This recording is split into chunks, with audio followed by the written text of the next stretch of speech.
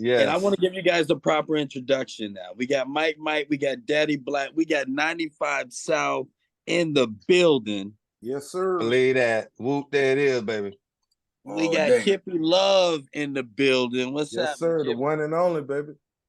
The one and only, man. And it's good to have you guys on. And, you know, we sit here talking about it because, you know, I'm from the crib. But one thing that I realized growing up that, you know, bass music was so prevalent. You know, that's just part of the culture of me growing up. Mm-hmm. And the things that you guys did um, was just phenomenal at that time because you guys took it to another level Mm-hmm. and made it worldwide. We And took it to the world. yeah, you guys took it to the world. So I want to get into that. I definitely want to get into Kippy Love's journey as well. And I'm gonna start with you guys. So, Carlos, you were in a bass group. Was it in Miami at the time?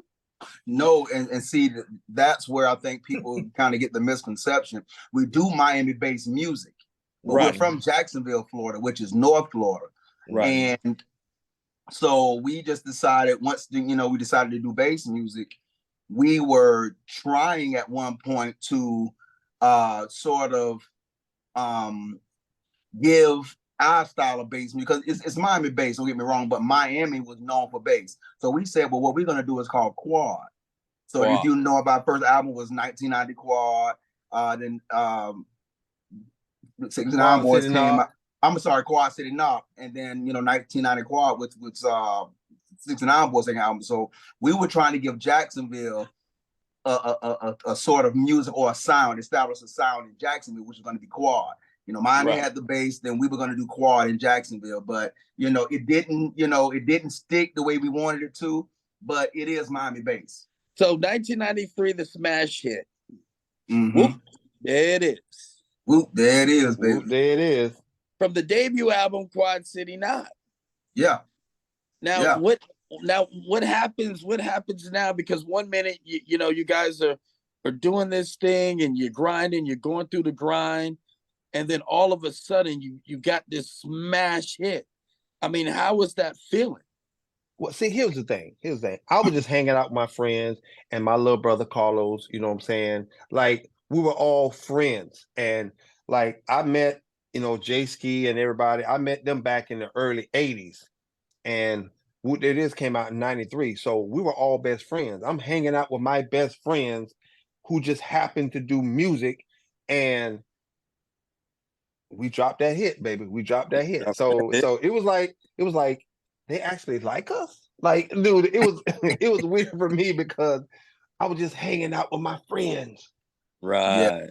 Yeah. And it just sort of happened, because, and again, I think we were preparing ourselves for the success through the Chill Deal Boys because they were a diehard Southern hip hop group. They had all of the flow. They were, producing great records, but they just didn't have that national smash, So they had regional hit here and there, you know what I'm saying?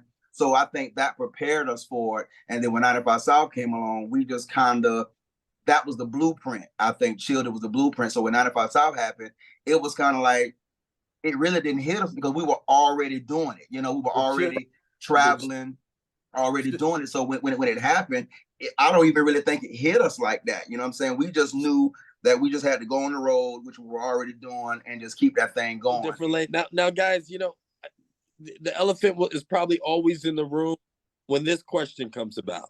Mm-hmm. You guys already know what I'm going to ask. Yeah.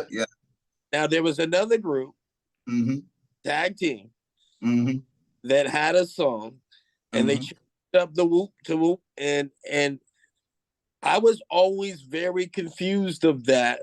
Whoa. And I always felt like something, it never felt right with me as an artist. But as I heard more and more, I was kind of perplexed. Yeah. I didn't know what to think. But now I got 95 South on the Mental Margarita show, so I can hear it from the horse's mouth. And it's funny you asked because again we were on the Arsenio Hall show because we were battling those guys. Yep. That's right. Because Wow. Arsenio Hall and his people heard that there were two records. They didn't know what was going on, so they know that there was this big rivalry. And again, if I can just take a second to explain, our record label was in Atlanta, Ichiban Records, and they gave us promotional items. And so what we did was we went and serviced all of the DJs in that area. So just so happened one of the guys in tag team is a DJ in one of the strip clubs of them, which is Magic City. Okay. So he gets the record, and and he got the record before anybody got it. So we didn't think anything of it. So we left and went on the road to promote the record. And about 3 months later, we started hearing about this other record. We was like, well, what's going on? And come to find out, they took the record and duplicated it, and I got word some years later when I met one of the guys that used to work with them. He confirmed. He was like, yeah, those guys took the record where you said, look at here. They said, shaka laka, shaka laka. Where you said, whoop, there it is. They said, won't. You know what I'm saying? And if you listen to the record, it's formatted exact. There's no way possible that they could have gone in the studio and just out of the blue made a record just like ours, formatted the same, even in the ad libs where Jay's like, yeah, baby, come on, yeah. You listen to that record, they got the same little ad lib. So they took the record. Our record was the blueprint for theirs, and there's nothing they can say that will convince me otherwise. Kippy Love. Yes, Let's sir. talk about you now. I mean, vocalist, rapper, producer. I mean, prolific drummer, artist. Man, I mean, if you tour, I mean, as this is going on, you are honing your craft. Because there was a future for me, and I pushed and I pushed and I performed and toured around the world just playing drums. And then when I started the original music and the producing side did not kick in until I met Prince. Once I started working with Prince in New Orleans, he called me up on stage. It was a concert. He was calling a lot of people up on stage. He just so happens to call me up on stage, and I had a Versace shirt on. He loved the Versace shirt. You know what I mean? It's very Miami, baby, very Miami. And he loved the shirt. And he said to me, he said, you look like a musician. I said, yes, sir. And if you give me some drumsticks, whoever playing drums at that time, you're going to fire them on the spot. Really, that's what I said. That was my ego talking. But once I got to know him and they invited me to finish out the tour. It was a 2-week tour. They invited me to finish out, I think it was 3 weeks. And you had all of the OGs on this tour. You had Larry Graham, Shaka Khan was on that tour. All of these different people I could, like vibe with. And that groomed me into the creative side. And I started believing in myself as a creative.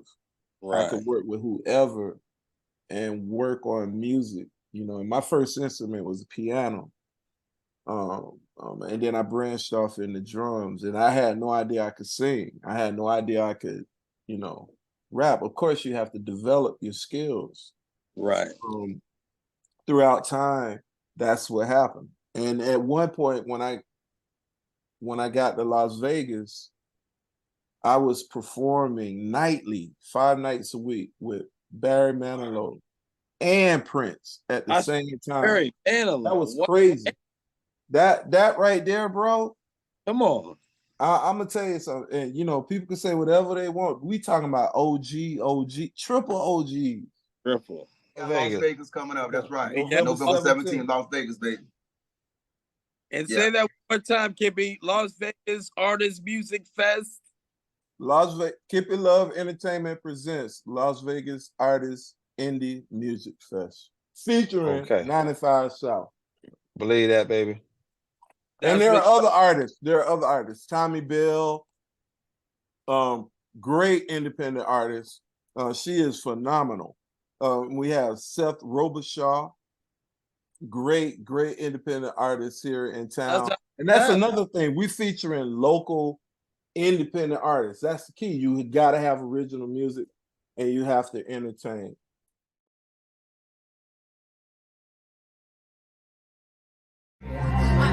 overrated and underpaid because I'm kind of underpaid because I'm gay, but I'm at this comedy festival because they love me anyway, baby. Welcome to the Mental Margarita Show. I have Seth Robichaux with us. Well, hello. Entertainer extraordinaire. Aren't you sweet?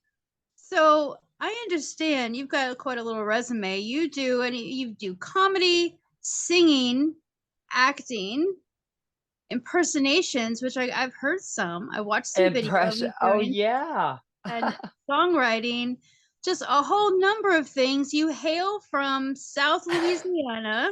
I love the way you said that because I always say I hail from Louisiana and no one says that anymore. It's so fabulous. I do. I hail from South Louisiana. So you got the bug when you were young to do this. I did. Performing thing. So tell us, let's go way back. Let's go back to the beginning to how all of this was born, how it started. There was something in your bio about around the age of 13, a very important age. Yes. So, Well, when I was about a little bit younger than 13, 13 is when I started performing.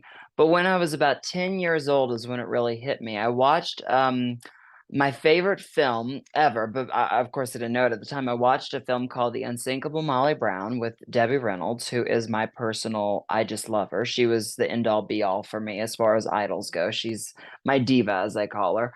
I watched that movie with her, and she did everything. You know, she acted, sang, danced, and I just fell in love with just everything that she did. You know, and you know, she was one of those great stars like back in the day, like Judy Garland and you know, Ann Miller, like all those great stars who they had to teach them everything. You know what I mean? They learned how to sing, they learned how to dance, they learned how to act, they learned how to, you know, how to be a good comedian. And so I really admired that there was just she could do it all for me, you know what I mean? mhm. And so that's really what when the bug bit me of, oh, I want to do this. I want to entertain, you know, as an actor who can sing and dance and just and give everything to an audience, whether that be on film or on the stage. And so then I found out about Debbie Reynolds that she also was an incredible live performer and she had her own one woman variety show where she did sing, dance, told jokes, everything. So then I was like, well, I want to do that. I want to, if I can, you know, because I was like, if it's one thing to get to act and please an audience, but to be yourself and do it, I was like, that's just, there's something so special about that. So that was really when the bug bit me. But ever since I was a kid, I was always very different. You know, I was very raised in the South, very religious family, very, you know, all of those things. And so I, when I was very young, I knew I was different. I knew I was meant to do something different, at least different from my world of growing up. And I was always, you know, dressing up in costumes, putting on makeup, playing in makeup, you know. And so from when I was a teeny tiny tot, when they asked me, what do you want to be when you grow up? I always used to say, well, I want to be a star. I never knew what that meant when I was a kid. But when I was 13, that's whenever I started performing. When I was about 10 years old, that's when it really all clicked for me. With watching the musicals and especially Debbie Reynolds in that particular one. You seem to have an old soul and really appreciate, you know, all of those classics and Yeah. there's so many. I have a little fun fact about Debbie Reynolds. Oh, do you? For a number of years, I worked at the Liberace Museum and Foundation. Did you? Yes, it was a highlight for me. Oh my gosh. Liberace had built the Carluccio's restaurant, which was right next door. He also had, and a lot of people didn't realize this, in the back there was a whole bunch of showers and things because Debbie Reynolds and her troupe would go and rehearse in the studio, and then he gave them a place to get ready for the show. And then he'd walk them next door and feed them dinner. So it was kind of a neat little. I love that. Well, that's interesting because, you know, actually, I work with, you know, I'm a performer, but on the side of that, I work with Debbie's son, Todd, and his daughter and his wife and Debbie's daughter-in-law, Catherine Hicklin, who's also a very well-known New York actress. She was on many soap operas, and I work with her in her cosmetic company, and then I work with Todd in archiving, helping preserve the archives of his mom's history. So, yeah, so it's kind of a crazy, you know, thing how, you know, manifestation how that all happens. You know what I mean? Having her being my inspiration, now I work with her family. It's a great honor, you know, and I love that you have that connection with her too. And so, well, she was really, I mean, you know, she was very underrated in my opinion. She's right up there with Frank Sinatra, Dean Martin, Sammy Davis Jr. as far as being Liberace, as far as being Las Vegas icons. You know what I mean? Right. And Yeah, so much fun to celebrate them and keep the tradition alive, which is what you're doing, absolutely. which is Well, what you're that's what doing. yeah, well, that's what I really try to do. My goal really is I had my own variety nightclub act, as I call it, in New Orleans. When I lived there, I was going to film school there and acting school. And I had my own, that's how I made money, is I performed. And so when I moved here, that's my goal here is to, you know, but on a bigger, larger scale, of course, is to have my own show, variety show, and just really a good old fashioned variety show that has it all. So how long have you been in Las Vegas now? When did you So I decide to make that move and why Las Vegas? Well, about a year ago, I decided to make that move. And why did I decide to make that move? Because actually, um, my friend Catherine Hicklin, who I was just telling you about, who is Debbie's daughter-in-law, she and Todd both live here, and so she was the one who convinced me. She said, "Listen, I've lived in LA, I've lived in New York, but for you, I see the starting ground. You will," she said, "you know, I think you will get to New York and LA when the time is right." But she said, "For your starting ground, I really think Las Vegas is, you know, the key." And I can't agree more because Vegas is kind of the entertainment capital of the world. You know what I mean? It really has everything you need here as far as stage, off stage. You know, there's recording studios here, there's filming here, you know, there's everything. And LA is just a hop, skip, and a jump from here. So really, that's what I love about Vegas. And plus it's a great city. You know what I mean? I really, it's kind of a melting pot of all the entertainers, and you meet so many fantastic people. So I really love this town. It's really great, and it's been good to me ever since I've been here so far. And I've only been here about 8 or 9 months. So So yeah, that's very recently. after about 10 years, you can call yourself a native. That's kind of the Oh, is it a 10? Well, I don't know where I'll be in 10 months, let alone 10 years, but you know, but I'll always have a place here for sure, probably because I love this town. I right. really do. There's no other city like it. No, there really isn't. It's And fabulous. the energy, the excitement, like you said, the variety. And I think that's the beauty of it, is because Oh, there's something yeah. for everyone and at any time of the day. So Yes, at any time. I love it because it's the only place that after I finish a show, if I want to, if I have guests in town or somebody with me, there's a place open to go eat. You know what I mean? After the show, because I love to do that. I love to just I don't like to go out to a big club to party. I just like to have a small party at a table in a booth somewhere where everybody's drinking and laughing and having a good time. so your variety act, you have a show called Pure Fabulosity.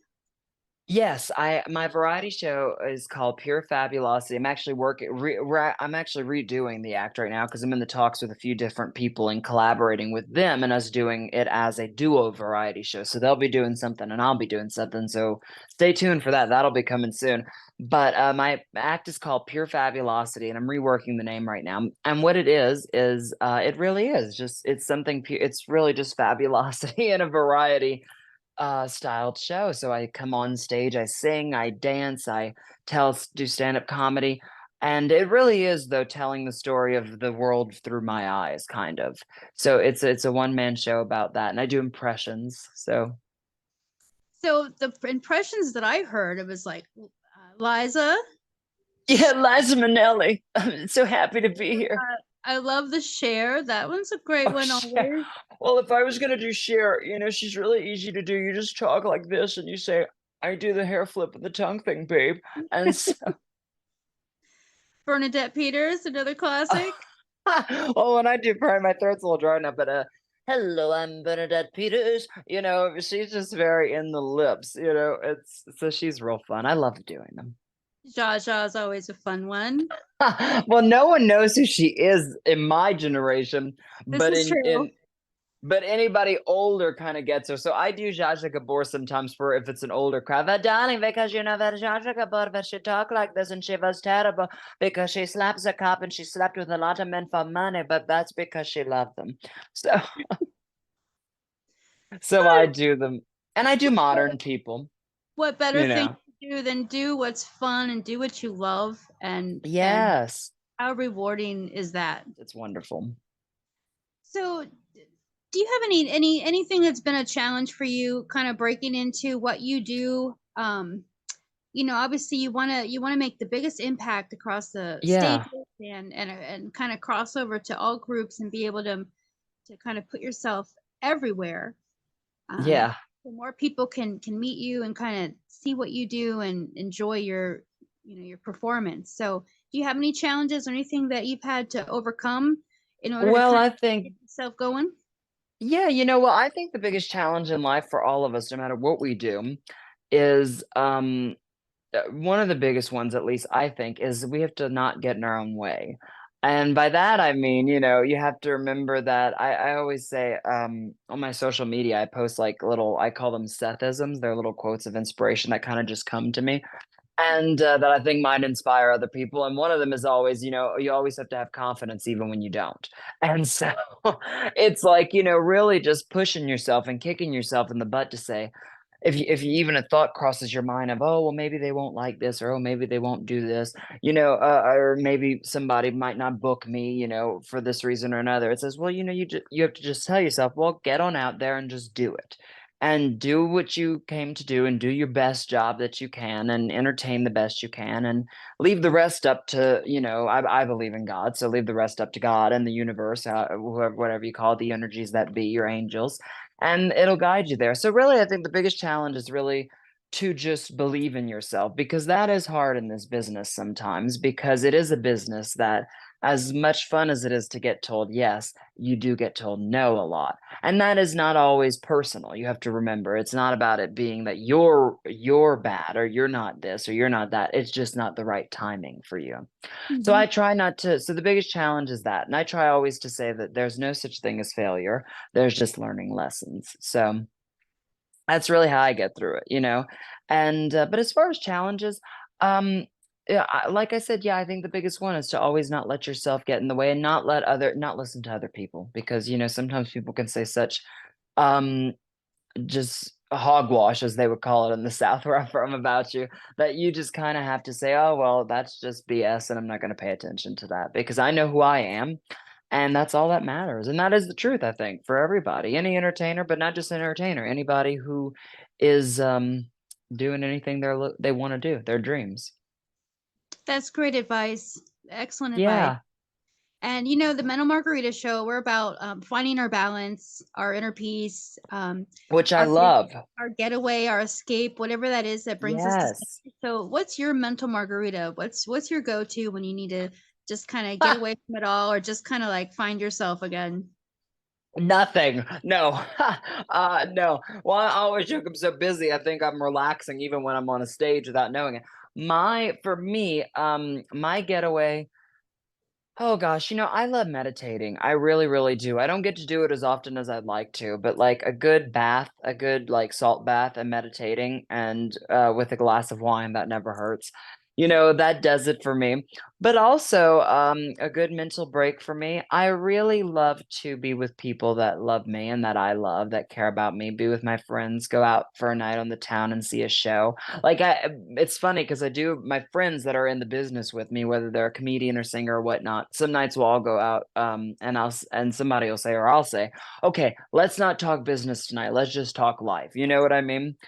So really talking life for me is a mental health. But honestly, the stage is that for me too, being on stage, because a great quote that I once heard Elaine Stritch say, which I love, is it's not the, as the hooker once said, it's not the work, it's the stairs. Now I love, yeah. Now I love that quote, because it really does say it. The hard work that you have to do to get on a stage, that's the real challenge. On the stage, that's when I'm relaxed. You know what I mean? So in a way, that is my mental. So I have a few little things for me. I'm also a collector. I love collecting like artwork and movie memorabilia. I really love that. So that's a mental break for me. But probably my happiest is when I am on a stage. That's I just love what I do so much. But a good meditation session, that's a good way to also answer that, to meditate sometimes and really go into myself and journal, and that really helps. Are you cooking up anything else? I know you have a show coming up. Tell us about that. Well, I have a couple of shows coming up. I have on, let's see, what month are we now? See, I forget. November November. already, yes. Thank you. November 14th, I'll be at Jimmy Kimmel's Comedy Club at 9:30 p.m. opening for John Caparulo, who I love. He's a dear, dear friend, and he's just a great comedian. And he has me on his show, 1 to 2 times a month at Jimmy Kimmel's, which I love. And that's a lot of fun. Those shows are great. And Jimmy Kimmel's a fantastic club, so I love playing there, and I'm really excited. And then let's see, what else do I have? I have Kip's show, Kippy Love Show, that I will be doing on November 17th, I believe is the date that we're doing that. And that is going to be the Vegas Artists Festival. And that's going to be a fun show because I did that show once before with him and I hosted for him. And it was so much fun because I got to do my act, well, a small version of my act, and then host and bring up all the other performers. And it's really great because what he does with his show is he invites variety, which really is what I'm about.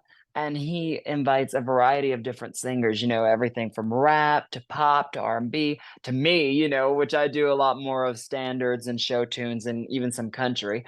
So, it's just a great big variety show. So we have that November 17th coming. And I have a few other little shows coming up. Definitely check my social media and my website, which is Seth Robichaux or SethRobichaux.com.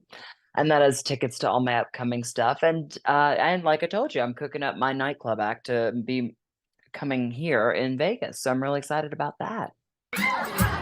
One time I was laying in bed with a boyfriend of mine, and he said to me, "Seth, my God, you look fabulous tonight." I said, "Oh, well, thank you very much." I said, "But you don't look so good yourself, honey. You should run down to the pharmacy and get yourself some medication, And he said to me, "Oh, Seth, of course I'll run down to the pharmacy for you. I mean, seriously, I'll do anything for you.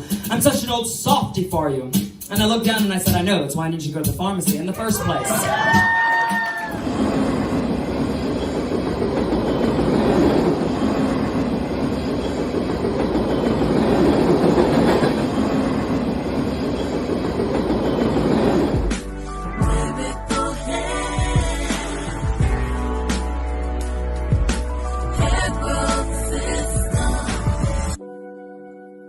Miracle Hands Hair Growth System is a product line that promotes hair growth, created with organic oil products from men and women of all races. Miracle Hands.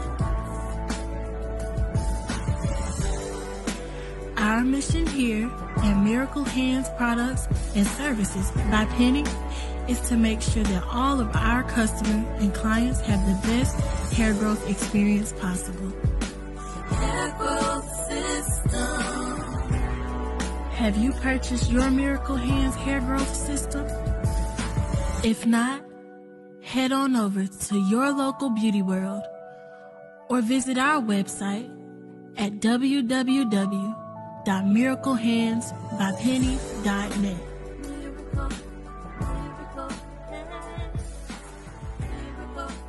Let the miracles begin.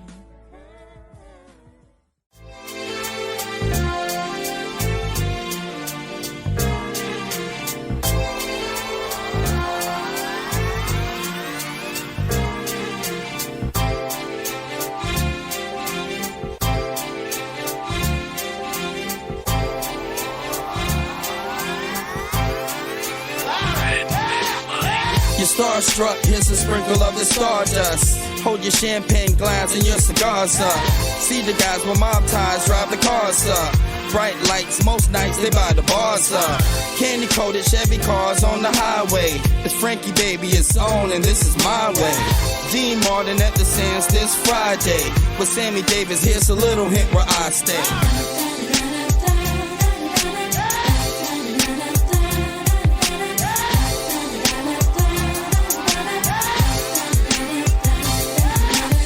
The city shines like Liberace's man.